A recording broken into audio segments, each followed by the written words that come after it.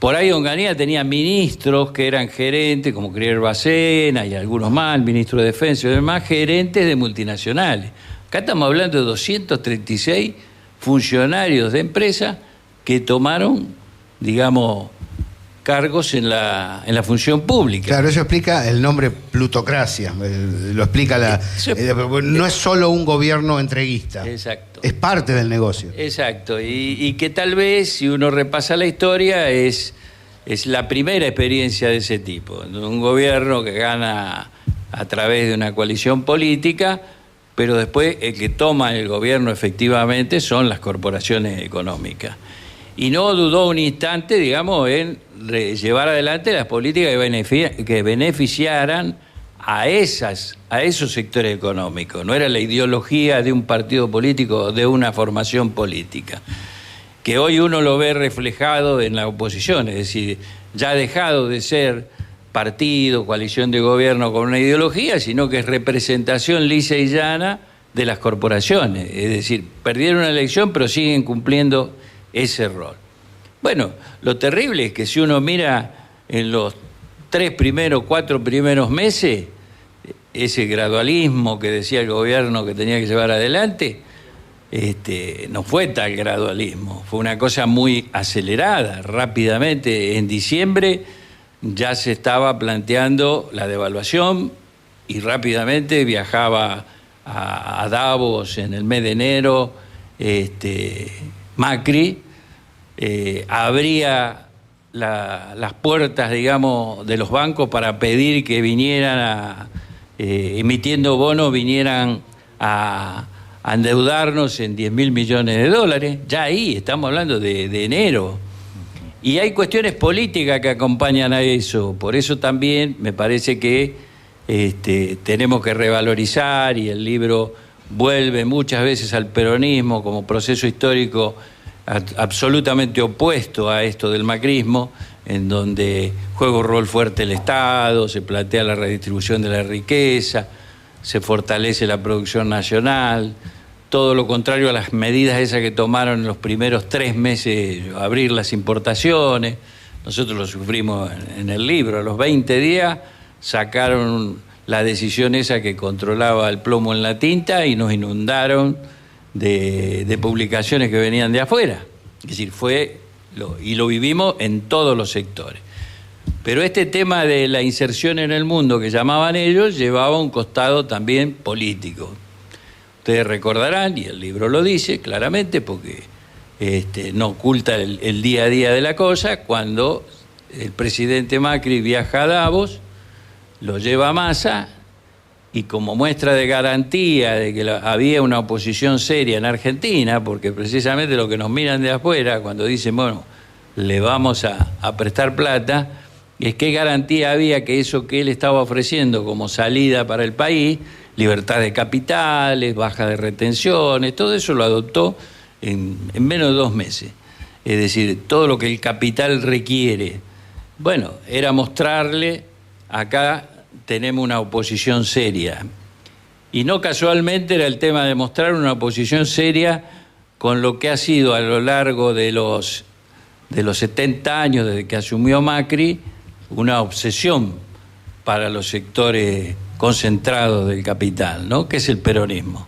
Es decir, era la idea de mostrar de que una vez que se producía la victoria de la derecha de manera democrática y que las corporaciones tomaban realmente el control, iban a garantizar lo que Macri señala en reiteradas oportunidades, y el diario La Nación lo levanta como el profeta del cambio cultural. Sí. Así lo define La Nación, profeta del cambio cultural. Y el cambio cultural no era ni más ni menos que decir, bueno, acá esa cultura peronista, que ellos no se animaban mucho a nombrar peronismo, pero populismo lo dicen a cada instante, pero es el peronismo en el fondo, de alguna manera es lo que nos va a permitir consolidar este proceso en el tiempo. Porque no puede ser que hemos derrocado a un gobierno democrático en el 55, ha habido una resistencia de 18 años y volvieron,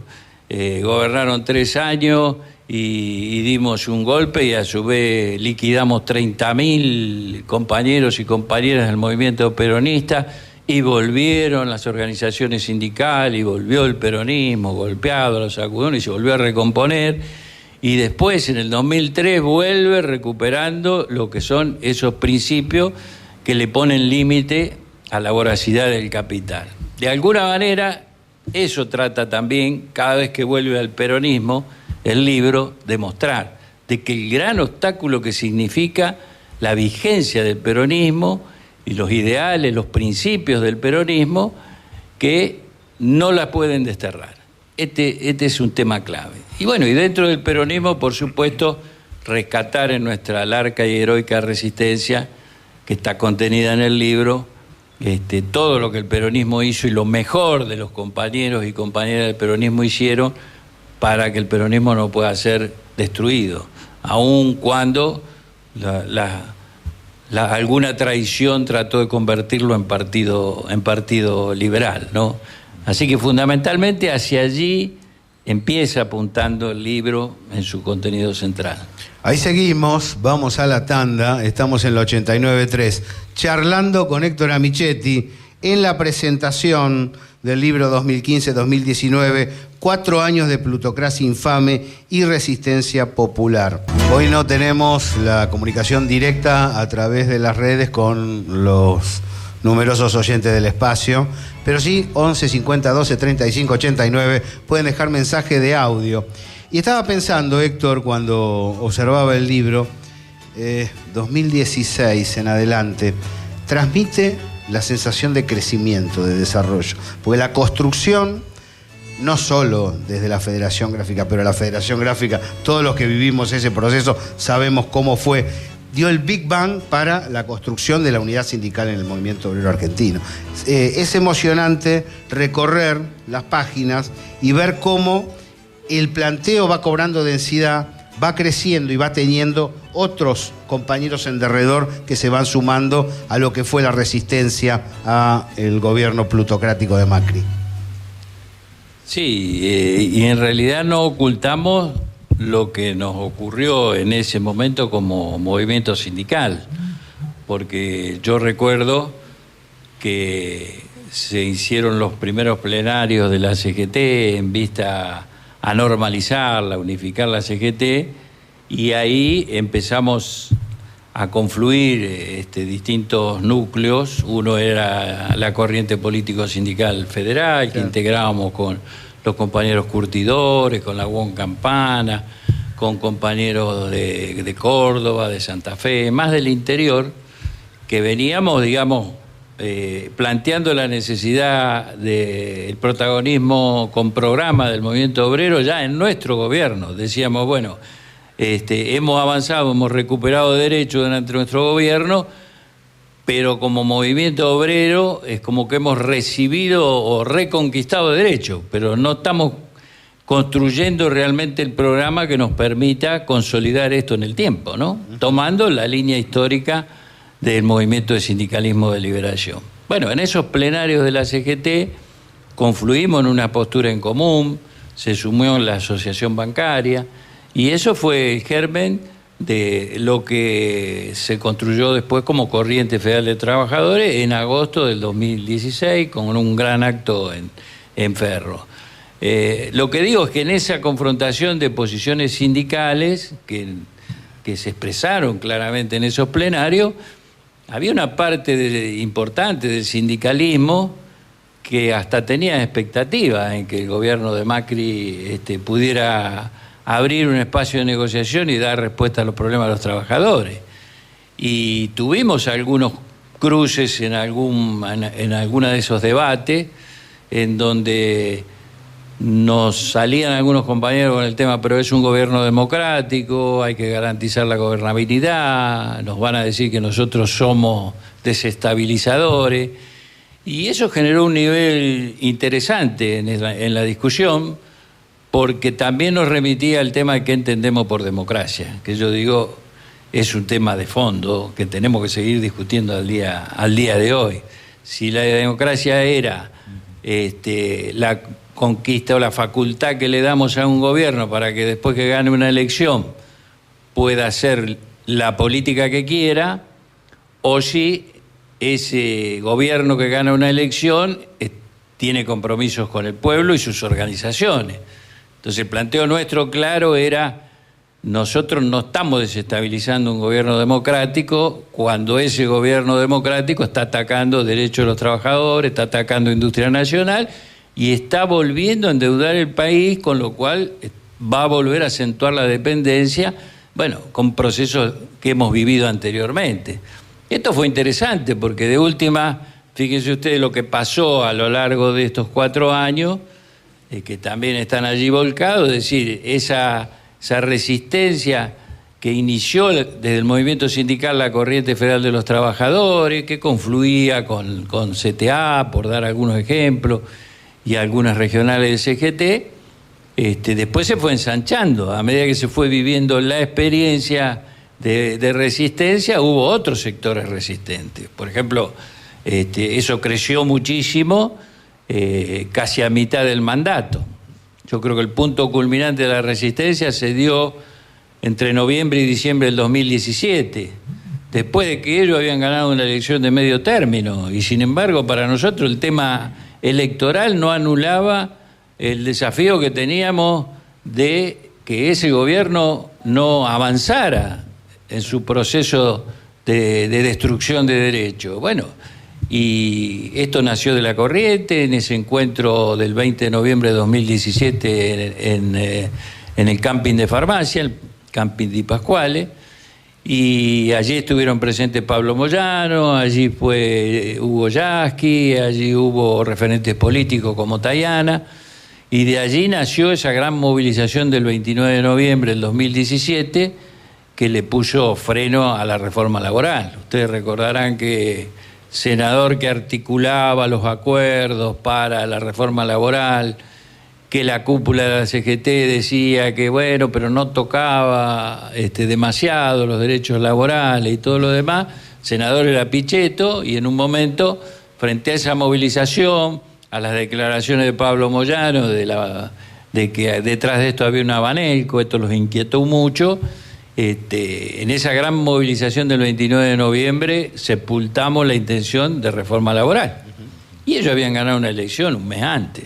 Eso hay que verlo. Y en diciembre, esas dos grandes movilizaciones, una que le hace suspender el debate de la reforma previsional y la segunda que tiene un alto costo por la represión que tuvieron que utilizar contra la reforma previsional. ¿Por qué señalo esta fecha culminante de la acción de resistencia? Porque fíjense ustedes que ya a partir de 2018, y aún después de haber ganado una elección, esto que le preguntaban siempre preocupados los capitales, a algunos presidentes en el exterior, sobre la posibilidad de estabilizar ese proyecto neoliberal en Argentina, se le derrumba producto de que no puede cumplir con estas demandas clave: reforma laboral, reforma previsional, bien a fondo, y casualmente se corta el flujo de préstamos que recibía del sector privado, ahí nomás, 2018. Entonces, la caída empieza a producirse allí, a partir de principios de 2018. Ustedes fíjense que el Día de la Bandera, el 20 de junio, es donde terminan de cerrar el acuerdo con el Fondo Monetario, que expresamente sale a sostener a Macri a los efectos de ver de que no se produzca su caída, y de alguna manera lo que yo creo que se percibe claramente hoy, que es, en caso de que ya era inevitable de que su gobierno sufriera un desgaste muy grande, dejar un condicionamiento enorme al gobierno que viniera y que quisiera realmente llevar adelante una política totalmente distinta, que es lo que nos está pasando en este momento. Hay algo, Héctor, que me parece bueno reforzar y que está plasmado en el libro, y tiene que ver con, de algún modo, en la génesis misma de la corriente federal, algo que venimos planteando siempre en continuidad con La Falda, Huerta Grande, CGT, los argentinos, y es no solo la reivindicación de determinadas conquistas que hay que volver a tener derechos perdidos durante el gobierno de estos 4 años de plutocracia, sino aparte plantear, y esto me parece que es lo distintivo de la corriente y sigue todavía, por supuesto, impulsando esto, es la necesidad de plantear un programa que justamente ataque estos temas centrales que siguen siendo el gran escollo a sortear, ¿no es cierto? No solo determinadas características coyunturales, sino esto que siempre persiste a través de este tipo de gobiernos plutocráticos. Entonces me parece que eso en el libro está plasmado y va en línea con esto que planteabas vos. Gran parte de lo que ellos no pudieron avanzar tiene que ver con esas fenomenales movilizaciones por parte, bueno, de muchos actores, pero entre los cuales la corriente era un protagonista fundamental. Sí, lo del programa tiene que ver históricamente con lo que la CGT de los argentinos planteaba, construcción de poder. Y de hecho, fíjense ustedes, la visión anticipativa de Raimundo ahí en el prólogo que nosotros incluimos en el libro, que dice: un proyecto que no construye poder no tiene destino, es la nada mismo. Bueno, ese es el desafío de fondo. Cuando uno revisa los 27 puntos, que es la actualización de los viejos programas del movimiento obrero a la actualidad, estamos planteando lo que todavía tenemos que hacer. Es decir, lo que simplemente hicimos es frenar el proceso del macrismo, hacer que estas corporaciones que controlaban directamente el poder se replieguen del gobierno, pero hoy estamos lidiando con todos esos grupos de poder. Controlan la economía, efectivamente. Cuando nosotros vemos cada una de las cuestiones delicadas que estamos enfrentando en este momento, están ellos. Entonces, el planteo de sindicalismo de liberación, que algunos decían, bueno, pero cuando hay democracia, la lucha no es por la liberación, porque el pueblo eligió a su representante, entonces ya está liberado. Nosotros insistimos en esta idea: no hay liberación si un país no tiene derecho a la autodeterminación. Y si uno mira el proceso democrático desde la dictadura en adelante, donde la deuda externa pasa a ser el factor central que impide el desarrollo nacional, indudablemente somos un país absolutamente dependiente. Entonces, la vigencia del sindicalismo de liberación es así, es tal cual. Y yo diría, hoy tal vez, si no caminamos sobre los 27 puntos del programa, que son temas centrales y fundamentales para recuperar la soberanía, sí hay una necesidad imperiosa de tener postura con respecto a 4 o 5 temas centrales que, si no los tenemos, vuelve nuevamente al gobierno este sector de las corporaciones, ¿no? Vos sabés que cuando uno repasa el libro, hay algunos segmentos: peligro, por ejemplo, megacanje, deuda. Hay varios alertas. Y siendo sincero, creo que el conjunto del campo nacional popular, y no por orientación, sino por desconocimiento, no previó lo que estaba pasando, no observó claramente lo que... Yo creo que nos dimos cuenta a fondo del volumen de la deuda cuando empezó el proceso democrático, el proceso de Alberto y Cristina. Pero me interesa mucho, vos lo advertiste en su momento, en su real dimensión. Eso me parece un acierto significativo. Sí, inclusive hay un llamado ahí a mediados de marzo, que es cuando se plantea centralmente, porque para iniciar el proceso de endeudamiento nuevamente había que arreglar con los fondos buitre. Y a mediados de marzo es donde se produce la votación en el Congreso, en donde se plantean algunos de los artículos acá. Si el Frente Renovador le había dicho a sus votantes en la campaña de que estaba de acuerdo con que Argentina volviera a endeudarse. Si hubiera dicho eso, lo hubiera votado la cantidad de gente que lo votó, por ejemplo, al Frente Renovador en la primera vuelta, que muchos de esos votos después fueron a Macri, o los 26 que yo llamo conversos ahí, porque realmente eran nuestros, llegaron por la fuerza nuestra.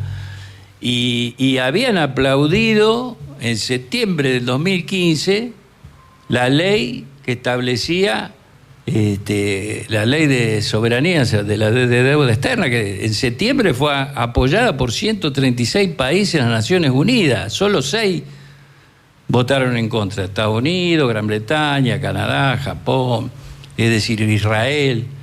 Pero apoyan a Argentina cuando Cristina plantea el tema de la deuda soberana, 136 países. Yo recuerdo que cuando se vota, que después la deroga rápidamente el macrismo, la ley que determina por qué no le vamos a pagar los fondos buitre, nuestro derecho soberano, hay diputados que cantan la marcha peronista después que se termina de votar esa ley. Y después terminan votando que realmente se les pague a los fondos buitre.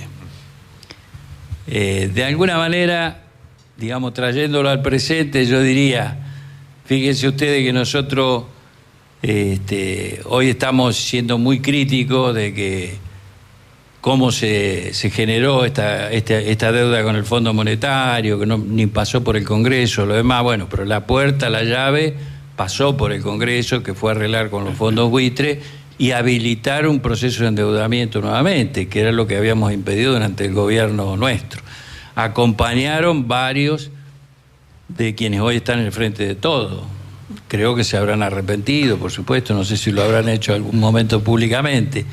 Pero digo, después nosotros establecemos una ley que dice, bueno, nunca más que puede ocurrir esto, que el endeudamiento de un país no puede dejar de pasar por el Congreso.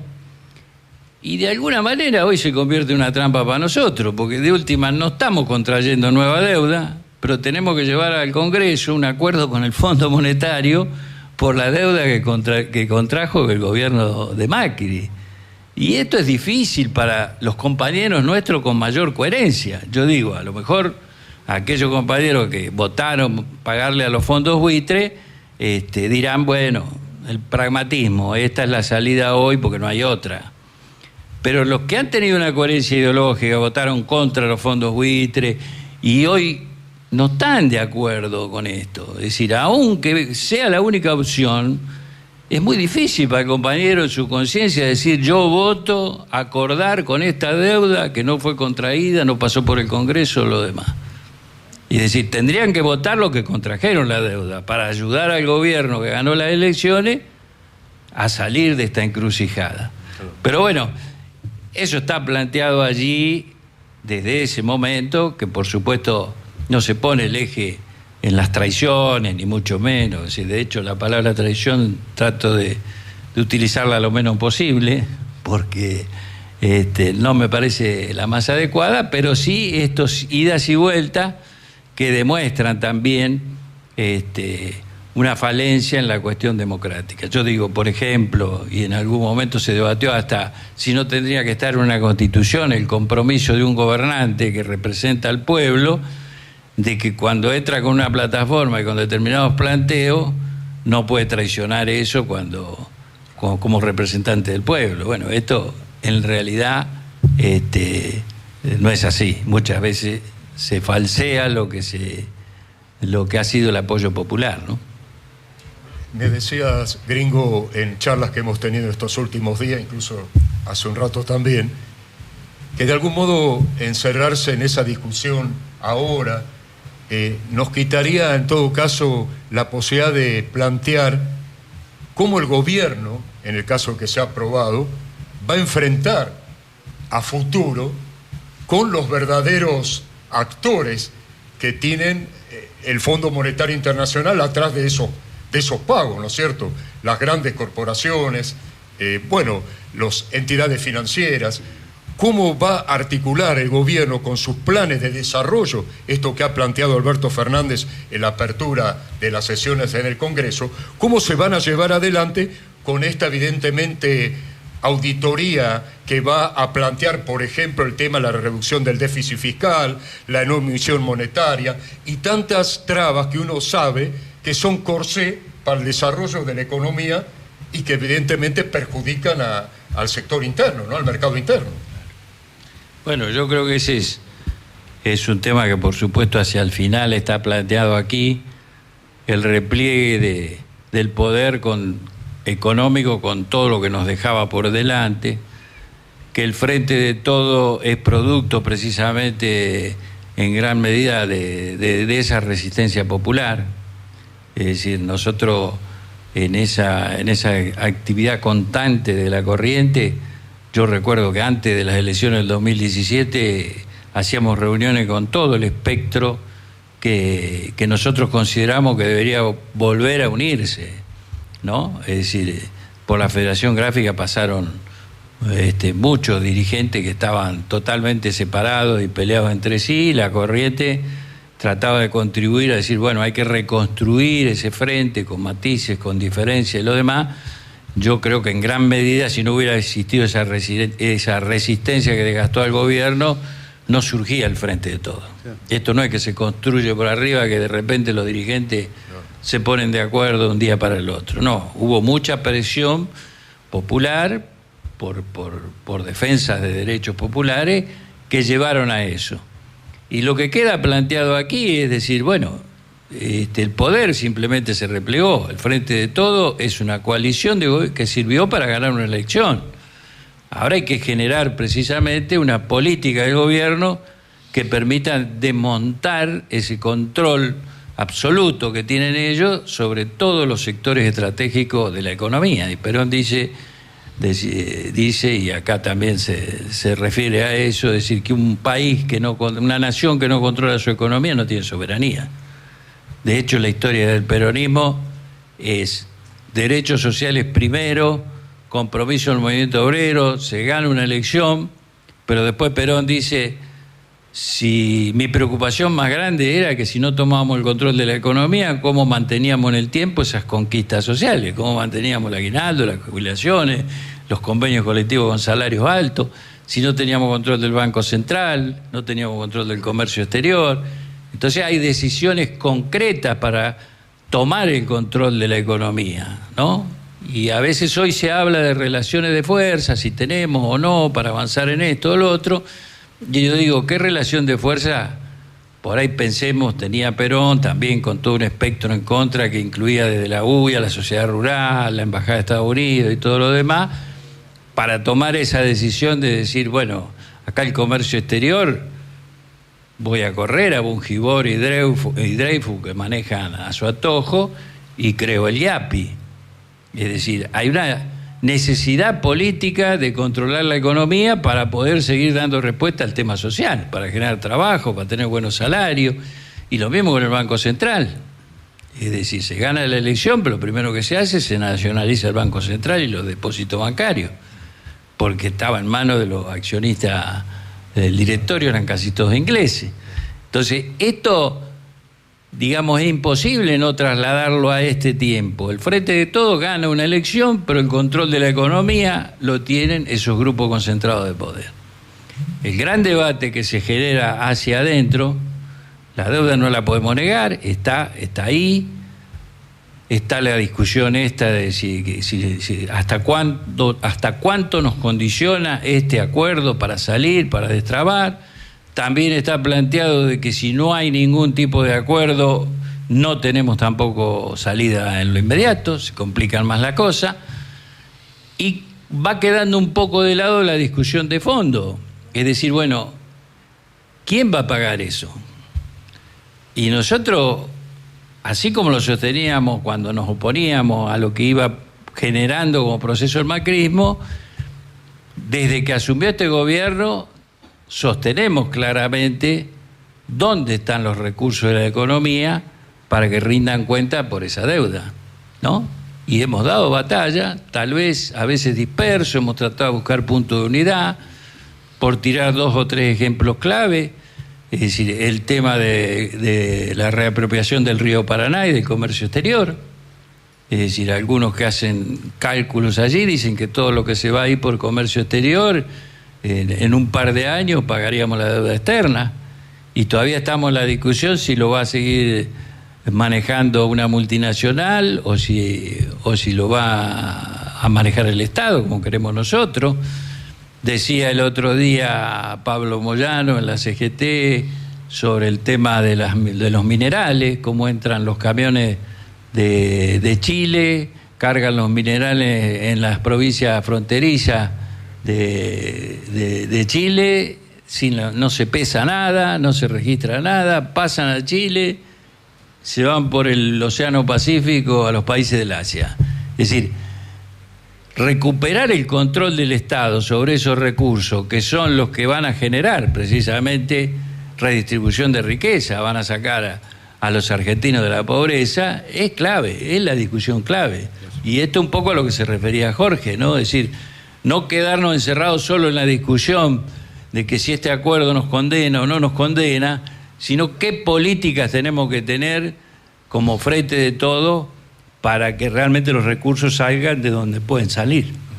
Estamos charlando con Héctor Amichetti, secretario general, Federación Gráfica Bonaerense, Motor, Corriente Federal de Trabajadores, 2015-2019, 4 años de plutocracia infame y resistencia popular. Presentación en la gráfica, vivo, directo, el 89.3.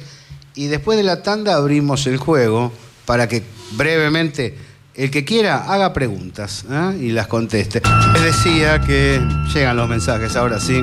Ana María Manzano, Carlos Díaz, histórico del movimiento obrero, gremio de la construcción, Carlos Alviso desde San Luis, Alito EP, Bere Bonaerense, Lucho Paine Fil, Fabián Amílcar Cabanella desde Ensenada, Marcelo Rey, Pablo Suárez, Walter Rabioso, Javier Vitale, Pablo Echegaray, La Señal Música, Juan Constant, Juan Francisco Soto, Guillermo Lozano, Rogelio Arauz, Pedro Argüello, son algunos de los amigos que se comunican con la gráfica para decir presente. Y se vienen las preguntas. Juan Carlos García.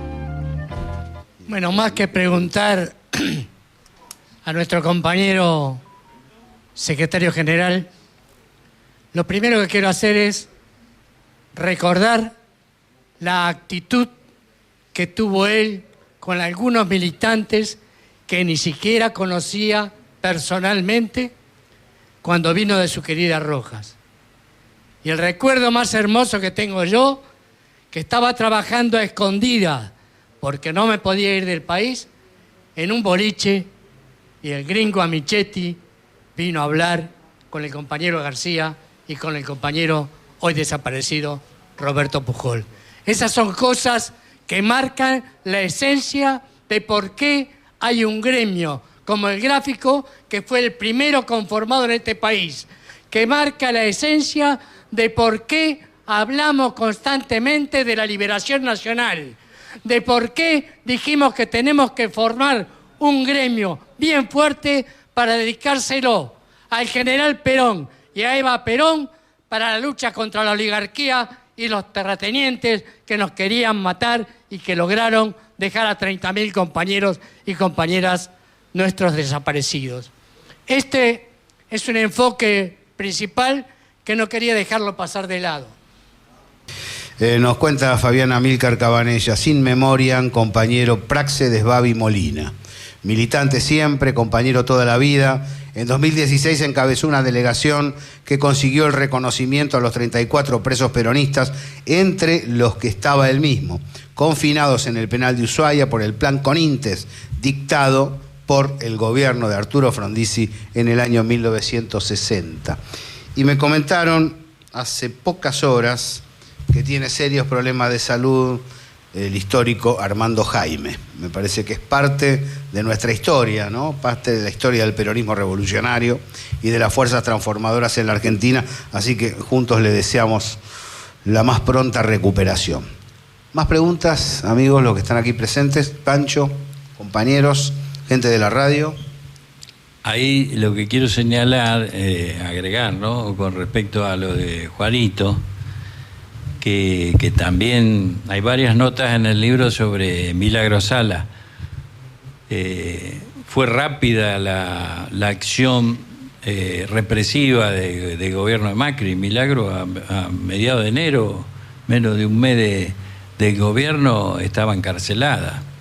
Y por supuesto que nos duele enormemente que nosotros, y esto también refiere al tema de hasta dónde el poder nuestro para hacer justicia, porque Milagro no puede estar presa con un gobierno nacional y popular.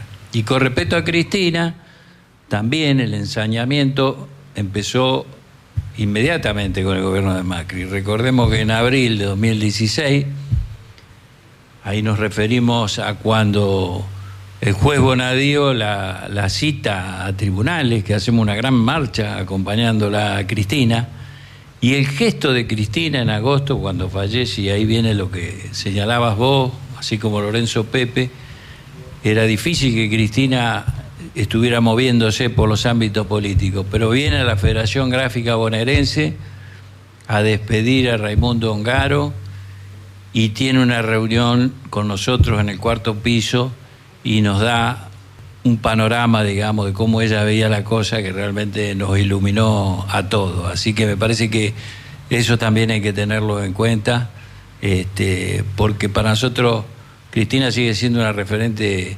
valiosísima en este proceso que desemboca en recuperar el gobierno y sacar a esta gente del gobierno. Aparte, el desafío de ella en el 2017, cuando tenía todavía todos esos grupos que la rechazaban dentro del movimiento y que después confluyen favorablemente en el Frente de Todos, pero en el 2017 no nos olvidemos que tuvo que formar otra fuerza, que fue Unidad Ciudadana, y desde allí dimos batalla, desde allí la corriente respaldó absolutamente esa fuerza política, lo que demuestra que, bueno, fue un camino que se fue abriendo porque tuvimos también dirigentes y dirigentes como Cristina con un enorme valor de enfrentar la adversidad y no aflojar nunca, con ese coraje, esa valentía. Hola, buenas tardes, ¿qué tal? Mi nombre es Andrés, bueno, Gringo me conoce, todos ustedes me conocen. Yo tengo una sencilla pregunta respecto del libro, ¿no? Durante los 4 años de la plutocracia infame, yo creo que el corolario del saqueo fue el empréstito con el FMI. Y ahora estamos ante una negociación con el Fondo Monetario que va a terminar en el Congreso, y la pregunta es, o un breve análisis, ¿qué opina el Gringo respecto de esta contradicción dentro del Frente de Todos, que a pesar de las diversidades en cuanto a la opinión de acordar o no con el Fondo Monetario, si corre algún tipo de riesgo en su análisis la coalición de gobierno? Bueno, nosotros procuramos que no, es decir, es como vos decís, una coalición. Ya no es lo mismo de una fuerza política con un conductor indiscutido. De hecho, Cristina, con absoluto realismo y desprendimiento, nombró a alguien para que fuera candidato a presidente, porque sabía que no podíamos llegar a ganar una elección simplemente con ella y la fuerza, digamos, que la rodeábamos a ella. Al ser una coalición y no tener una conducción, sí liderazgo, Cristina es líder, pero indudablemente si uno ve la historia del peronismo, cómo hacía la composición, digamos, de todos los sectores con sus distintas líneas a lo largo de la historia, con la conducción de Perón. Hoy no tenemos una conducción de esas características, porque es algo, digamos, que se da naturalmente, se da históricamente. Tenemos sí un liderazgo en ella, pero al ser una coalición, lo que una busca, y que todavía no encuentra en esa coalición, es que se institucionalice. Perón nos decía a nosotros que esa conducción gregaria, que era el que lograba, mientras estuvo en vida, mantener a las distintas visiones dentro del movimiento, debía ser superada por la institucionalización del movimiento, es decir, que el movimiento funcionara institucionalmente tomando decisiones. Hoy en la coalición lo que uno buscaría es que exista eso, que es decir, que la coalición se institucionalice y dentro de ese funcionamiento institucional se debatan todas las posturas y surja una posición unificada. Bueno, hay que trabajar para eso. Eso hoy no está, es evidente. Es decir, hoy con respecto al acuerdo con el Fondo Monetario, hay posturas distintas. Hay todo un sector del Frente de Todos que considera que no que es bueno, pero sí que era la única salida, que es lo menos malo, que no va a haber ajuste y todo lo demás, una visión, diríamos, optimista. Y hay otro sector que consideramos, porque me incluyo, de que realmente el Fondo Monetario impone sus condiciones con esto.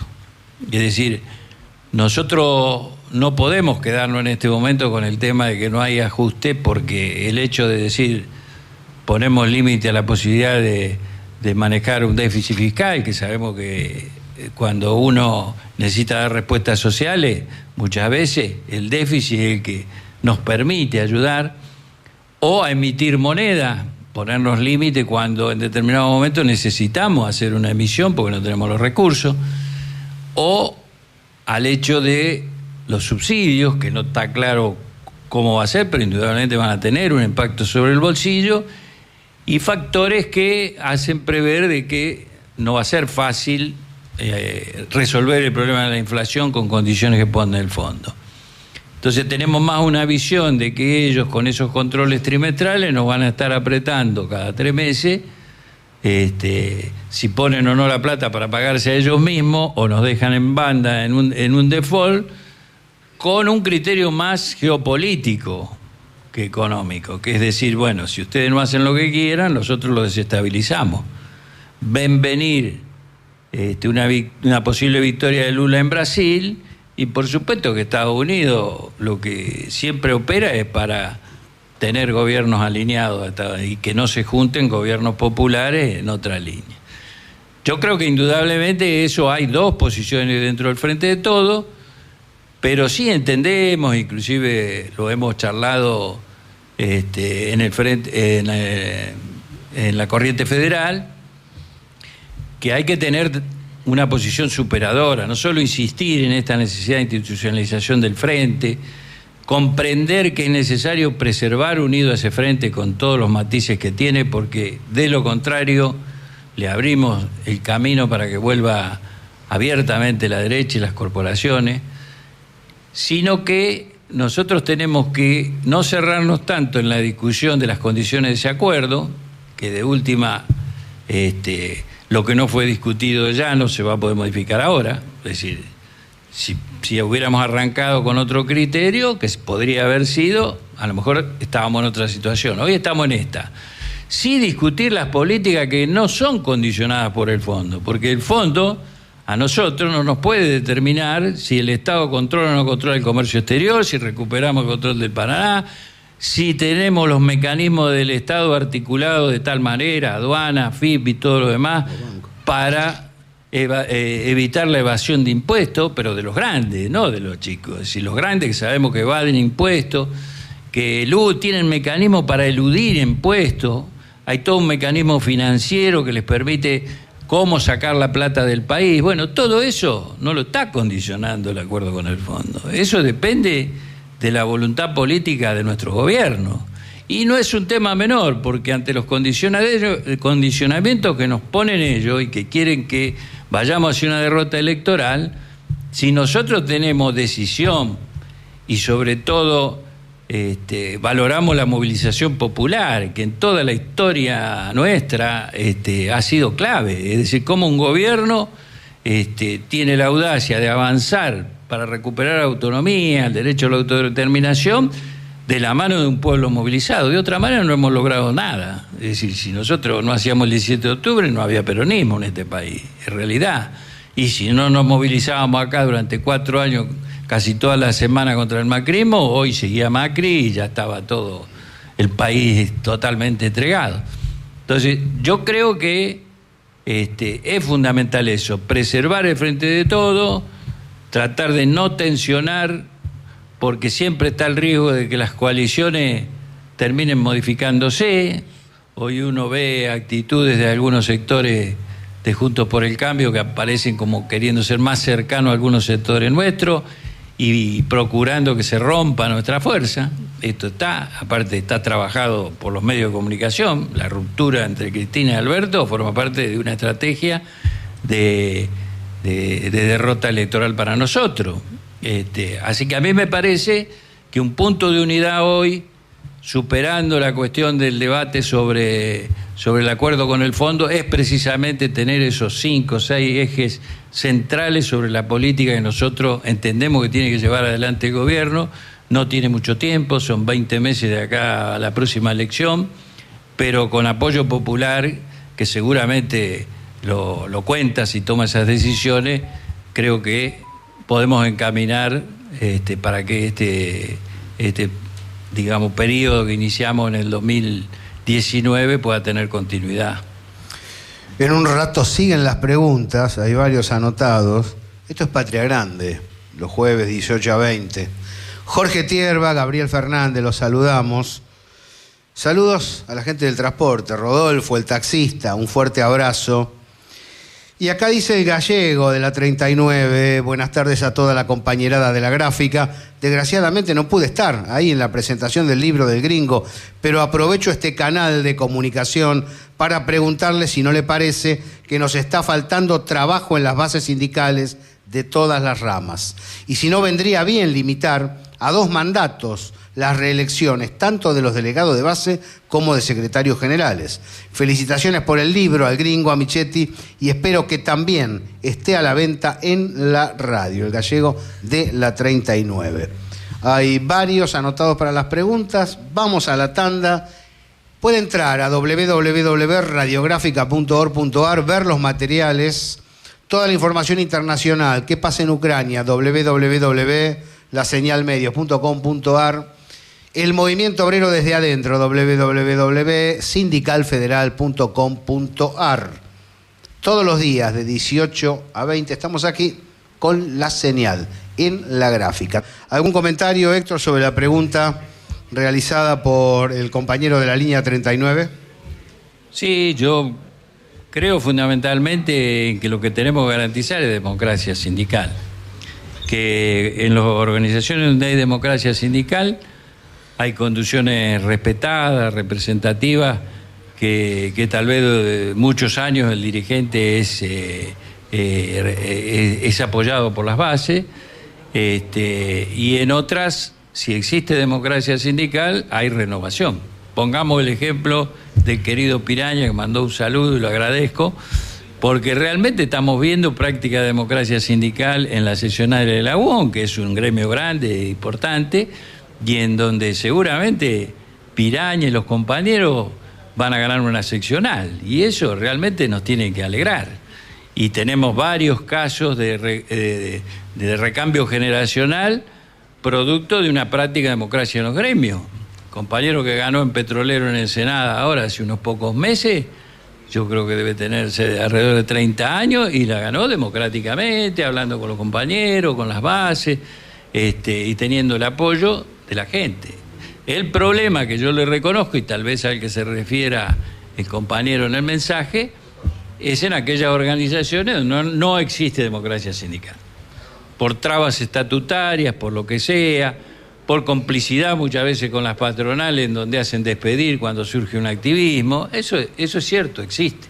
Y existió siempre y lo combatimos. De alguna manera Juanito se refería a CGT argentino, y tiene que ver con esas 2 líneas sindicales que recorren toda nuestra historia, ¿no?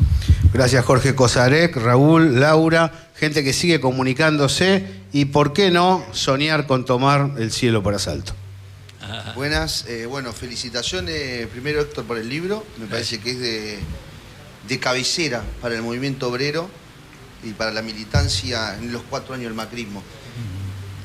Tomo un poquito lo que dijiste en tu intervención anterior, donde marcaste algunos ejes, y uno de ellos fue que el fondo no viene a condicionar lo que nosotros hacemos con nuestros puertos, etc. Y en ese sentido pregunto, ¿cuál es el rol del movimiento obrero y de la CGT, en este caso, en que eso no suceda, digamos? Nosotros hablamos mucho sobre la necesidad de la unidad de la CGT, se concretó esa unidad de la CGT, pero en la práctica todavía pareciera que no logra unificarlo un programa. Vos marcaste 5 puntos. Entonces, ¿cómo ves la perspectiva en esta nueva etapa que se abre, de acuerdo con el fondo, la unidad de la CGT? Vamos a ser claritos, la unidad de la CGT se da hoy por una por una voluntad de los distintos sectores sindicales de que hay que estar todos adentro. Eso no resuelve las diferentes concepciones sindicales que hay. El neoliberalismo en gran medida logró ganarnos parte de la concepción sindical. Por ejemplo, cuando nosotros planteamos el debate sobre el control de los servicios públicos, aparecen organizaciones sindicales que no se juegan por el rol del Estado en el control del manejo de los servicios públicos, porque indudablemente todo ese proceso de privatizaciones que se inició en su momento hace que hoy entiendan que puede ser mejor negociar con una multinacional que maneja la energía. Nosotros tenemos un valiente dentro de la corriente, que es Carlito Minucci, que es el único gremio, no hablo de seccionales, hablo a nivel nacional, que plantea que la electricidad tiene que ser manejada, controlada abiertamente por el Estado. Y esto ocurre. Entonces, si lo llevamos a lo que es la unidad de la CGT, hoy hay dos visiones distintas. De hecho, apenas salió el anuncio del acuerdo con el fondo, salió un comunicado a la hora, y yo digo, ni siquiera habían leído el acuerdo, ¿no? Entonces, con lo que quiere decir de que esas dos líneas coexisten. Lo que tratamos, como ocurre con el Frente de Todos, es de que eso no implique una confrontación abierta a los efectos de no dividir más lo que tendría que ser el campo popular. Ahora sí hay que debatir para el éxito de nuestro proyecto cuáles son las alianzas que a nosotros nos permiten realmente salir victoriosos de esto. Algunos gremios, sobre todo numéricamente importantes, consideran que es fundamental un pacto social con la Unión Industrial, con la Cámara de la Construcción, con las grandes instituciones. Y otros pensamos de que realmente la única manera es recomponer la alianza de los trabajadores con las pymes, con el cooperativismo, con todos los sectores que están directamente ligados al interés del desarrollo nacional. Porque en estas grandes empresas hemos visto que lo que más les interesa es el negocio de ellos. Y en general cuando son multinacionales, el negocio de ellos está afuera, ¿no? Adelante. Buenas tardes. Mi nombre es Fabián Obregón, en nombre del Sindicato Obrero de Curtidores, felicitarlo al gringo por este libro y preguntarle una pregunta muy cortita. ¿Cuándo la Corriente Federal tomó conciencia y sé que fue un impulsor de las movilizaciones que se hizo en este gobierno de Macri y cómo fue la unidad para que los compañeros se sumen a la Corriente Federal en el gobierno de Macri? Y sabemos que la Corriente tuvo un rol muy importante, donde la CGT muchas veces quizás no impulsó muchas movilizaciones, y sé que la Corriente Federal fue algo que impulsó para que el movimiento obrero salga a la lucha y darle batalla a este gobierno, al gobierno de Macri, ¿no? Sí, bueno, la Corriente es la unidad de gremios que coincidimos en esta idea de sindicalismo con un programa que lo planteamos a la CGT, porque nos gustaría que ese programa no sea de la Corriente, sino que sea de la CGT, que no tuvo duda que había que confrontar desde el primer día con Macri, y que las cosas que no surgieron desde arriba las generamos desde abajo. Bueno, estos curtidores y gráficos fuimos impulsores, por ejemplo, de las marchas de la industria, planteando posiciones adentro de la CGT. El debate nuestro es: si nos están destruyendo la industria, desaparecen puestos de trabajo, compañeros, la CGT tiene que tomar la posta. Y las gestamos desde abajo. Yo recuerdo un plenario de delegados de gremios industriales hecho en la CGT, un caso único, yo creo, en la historia, y de allí salió el planteo de que había que generar un plan de movilización y un paro. Bueno, salió la movilización y no se animó la conducción de la CGT a llamar al paro, y allí voló el atril y todo lo que ya conocemos. Por eso yo creo que la Corriente jugó un papel central en esa resistencia, y luego abrió un espacio más amplio, que eso es lo importante, es decir, mantenerse dentro de la CGT, dar el debate dentro de la CGT y sumar otras organizaciones como fueron las del Frente Sindical. Porque después, cuando armamos el Frente Sindical, recuerden ustedes que la CGT no llamaba a un paro y lo llamamos como Frente Sindical, y fue un paro bastante efectivo. Y al mes la CGT estaba llamando a un paro. Es decir, empujado por este impulso que venía de abajo y donde fogoneábamos desde la corriente. Y esa decisión de estar en la CGT les permite hoy activar las regionales como pocas veces en la historia, desde Ubaldini para acá, ¿no? Sí. Sí, lo de las regionales es algo muy importante, yo les digo, en esta etapa que vivimos con el macrismo, pero en este momento, porque cuando uno se encuentra con los compañeros de las seccionales, que muchas veces intentan ser manejados desde arriba, es decir, hay dirigentes sindicales nacionales que les molesta que haya regionales fuertes, no quieren lo que era el rol de las regionales en la época de Saúl Ubaldini o de la CGT de los argentinos.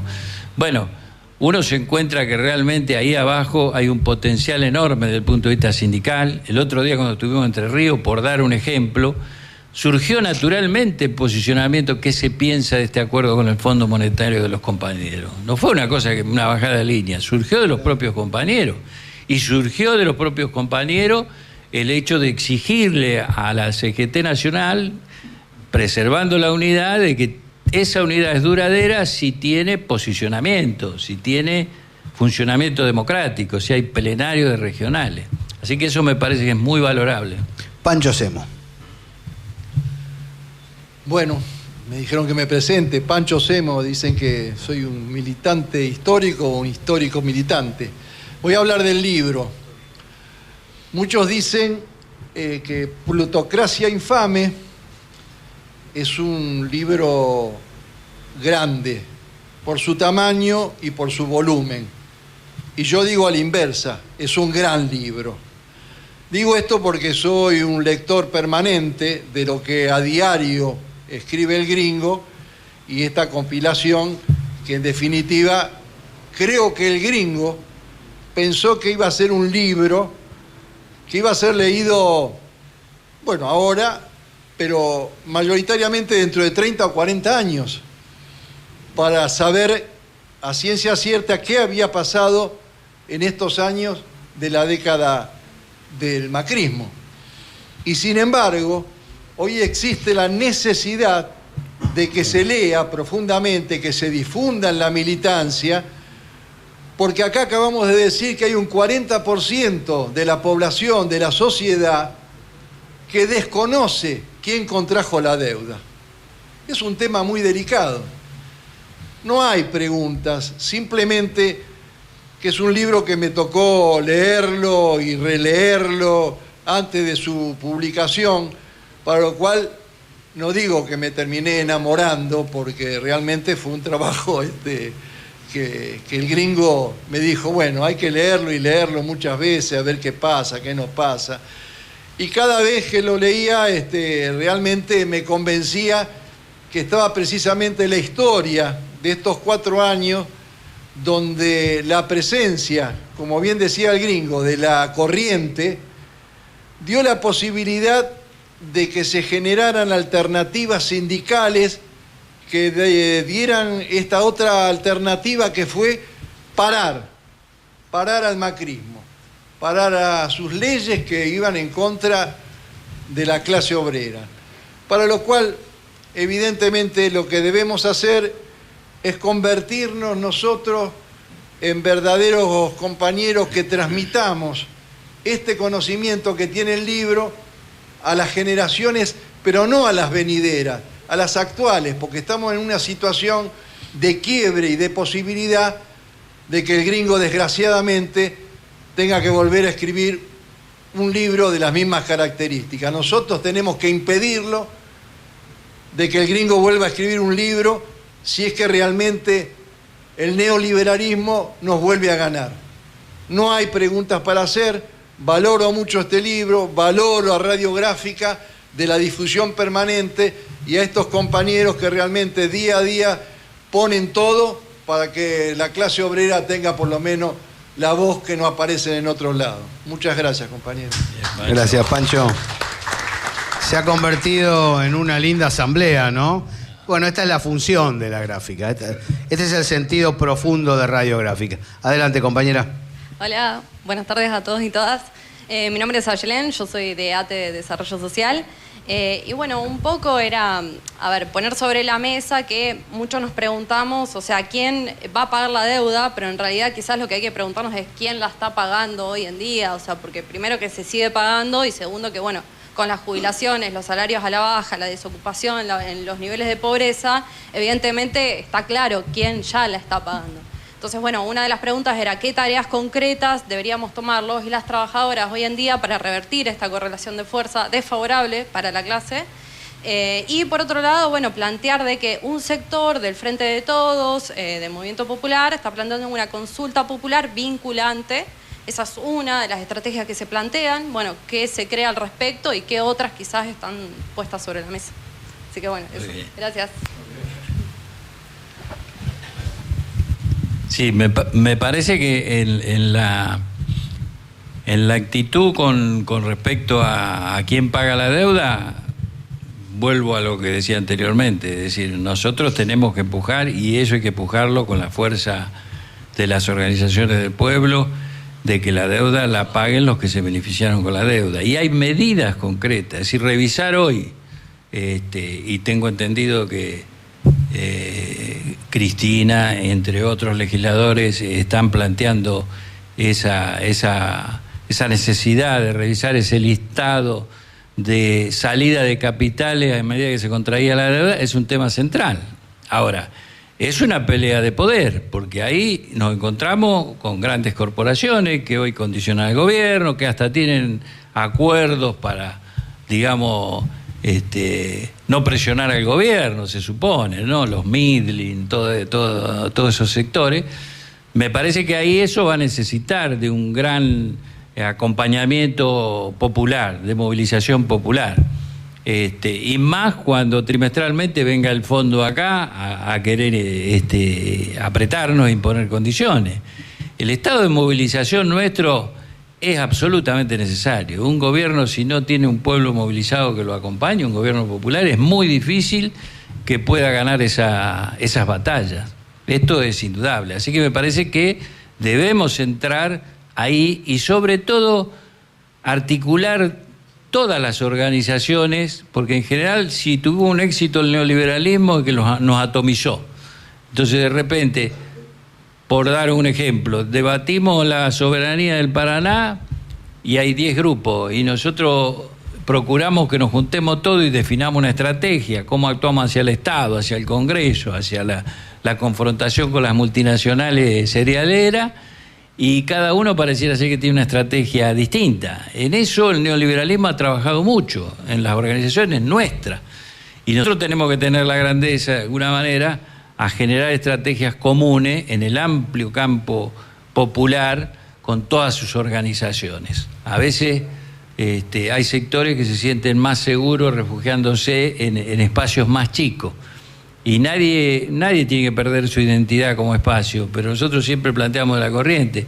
Si no nos unimos, así como hicimos en su momento el Frente Sindical, con la CTA y lo demás, es imposible generar el poder necesario como para tomar las decisiones, que sigamos pagando nosotros con ajuste lo que realmente contrajeron otros y se beneficiaron otros, ¿no?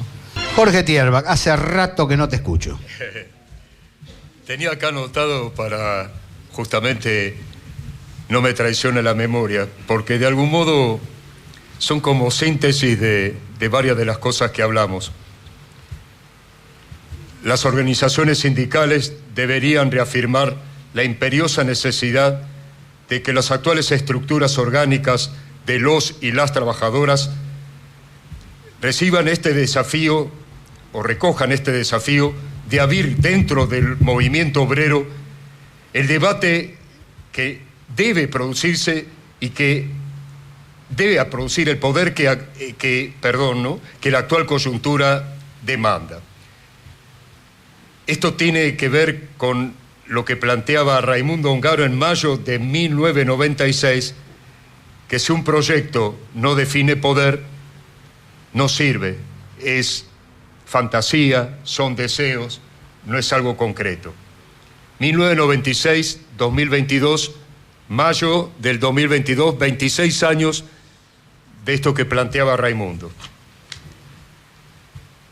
por la persistente resistencia del histórico arraigo cultural del peronismo y la voluntad mayoritaria del pueblo argentino expresado en las urnas, desde el 10 de diciembre de 2019 nos hemos recuperado una democracia que habrá que profundizar y perfeccionar para que las esperanzas que hoy cubren el cielo de la patria nunca más terminen en frustración.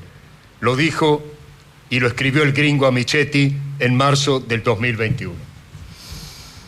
Gracias al equipo técnico y periodístico de La Gráfica, al pie del cañón, para que esta sea, bueno, una transmisión muy singular y que mantenga la dinámica radial. Esto es interesante para poder llevar a todos los que están escuchando el mensaje de Héctor Amichetti. Hemos presentado hasta aquí el libro 2015-2019, 4 años de plutocracia infame y resistencia popular, una edición de la Federación Gráfica Bonaerense. Y le dejo el cierre para que diga absolutamente lo que quiera, como de costumbre, el querido Héctor Amichetti. Gracias, Héctor, por estar acá en tu casa. No, gracias a ustedes y bueno, reiterar esto, y un poco lo ratificó Pancho, que sirva como un material impreso en donde reafirme la memoria que nosotros tenemos que tener sobre un periodo realmente infame de nuestra historia. Y reflexionar acerca de la necesidad de avanzar en otro tipo de democracia. Esto lo deja planteado el libro y yo creo que lo tenemos que debatir como pueblo. ¿Nos conformamos con una democracia liberal en donde de repente nos encontramos con un gobierno como este, que gana una elección, o volvemos al viejo concepto de la democracia social que aprendimos del peronismo, en donde no era solamente ganar una elección, sino que los trabajadores formaran parte de esos gobiernos en los poderes de decisión, que las organizaciones del pueblo fueran clave en ese acuerdo social, en donde si no servía la Unión Industrial había que crear una organización de empresarios nacionales comprometidos con un proyecto como fue la CGE, donde la CGT era precisamente parte de una política de gobierno, donde teníamos agregados obreros en las embajadas para difundir y trabajar la integración, porque no había posibilidad de proceso de liberación nacional si no había una integración continental, y eso sigue absolutamente vigente. Entonces, digo que más allá de repasar este periodo tan nefasto de nuestra historia, plantea el desafío de generar debate sobre esos temas. Esta democracia es una democracia precarizada, como más de una vez dijo Cristina, y precarizada precisamente por los factores de poder que después de represiones, de genocidio y lo demás, nos largaron el sistema electoral, pero se dejaron bajo su control el poder real de las naciones. Entonces, ese es un gran debate. La idea de comunidad organizada, ¿qué entendemos por comunidad organizada? Y la discusión de algunas cosas que parecen tabú, que quedan planteadas acá también, como por ejemplo la necesidad de una nueva constitución. A nosotros nos han querido hacer ver que la constitución del 49 es antigua, y uno repasa esa constitución y es la verdadera constitución del futuro, la que nosotros aspiramos, que sobre la base que se construye el mundo, sobre el ser humano, es decir, la cuestión social por encima de lo económico, del capital, la propiedad, la función social de la propiedad, el trabajo, digamos, como generador del capital, todas esas cosas que estaban planteadas, los recursos naturales en manos de la nación, los servicios públicos controlados por el Estado, y sin embargo pareciera ser de que hoy hablar de nueva constitución es un pecado. Y bueno, quieren mantener precisamente la constitución liberal del 53, porque esa es lo que le facilita, y bueno, bienvenido que el presidente dio un ejemplo concreto el otro día cuando dio el discurso, ¿no es cierto? Por ejemplo, con respecto a si es un servicio público o no, la cuestión de la internet y de toda la comunicación digital, ¿no es cierto? Fuimos a un juez en medio de la pandemia, se planteó que era un servicio público y que teníamos que tener los precios congelados, y ese juez dijo no es un servicio público. Acá Clarín y todos los que manejan esos sistemas tienen la libertad de ajustar los precios. Uno mira las tarifas de algo tan esencial como es hoy todo ese tipo de comunicación, y realmente nos damos cuenta que tenemos que pelear también por una nueva constitución que modifique no solamente una reforma judicial o una Corte Suprema de Justicia, sino volver a esos valores de una constitución con contenido social que defienda al pueblo y que ponga condiciones para que no volvamos, ningún gobierno que sea, a llevarnos a una situación de dependencia y humillación como la que hizo Macri con la deuda externa. 2 líneas de la Constitución podrían impedir eso.